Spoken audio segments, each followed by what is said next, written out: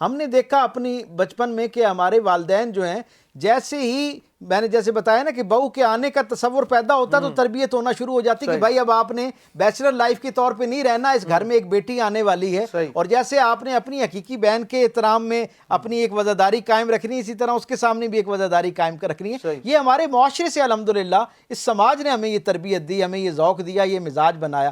اور بالکل اسی طرح بیٹی کو بھی جب ذرا سی وہ سوچ فکر کے ایک درجے پہ پہنچتی تھی، بلوغت کے درجے پہ، تو اس کو تربیت دینا شروع کر دی جاتی تھی کہ بھائی تم نے جس گھر میں جانا ہے وہاں ظاہری طور پر نکاح ایک آدمی سے ہوا ہے لیکن شادی پورے گھر سے ہوئی ہے، ایک گھرانے کی دوسرے گھرانے سے۔ میں اکثر کہا کرتا ہوں کہ شادی ہوتی ہے، نکاح دو لوگوں کا ہوتا ہے، شادی دو گھرانوں کی آپس میں ہوتی ہے۔ تو آپ جس گھر میں جا رہے ہو وہاں جتنے سارے رشتے ہیں اس کے لیے بھی بچی کی تربیت ہونی چاہیے۔ اس سے بھی یہ بتایا جائے کہ اگر اپنی بہن سے تمہاری دل آزاری ہوتی ہے تو اس کا غصہ اور اس کا میل تمہارے دل میں کتنی دیر رہتا ہے؟ 1 گھنٹہ 2 گھنٹے، اگلی صبح تمہارا دل صاف ہوئے وہ ہوتا ہے۔ اسے کوئی تکلیف پہنچتی ہے تو تم سب سے زیادہ بے چین ہو کے اس کے لیے دوبارہ سے ہمدرد بن کے بیٹھتی ہو۔ تم اپنی نندوں کے ساتھ یا اس گھر میں جو لوگ ہیں ان کے ساتھ تمہارا یہ محبت والا یہ فطری رویہ جو ہے کیوں نہیں قائم ہو سکتا؟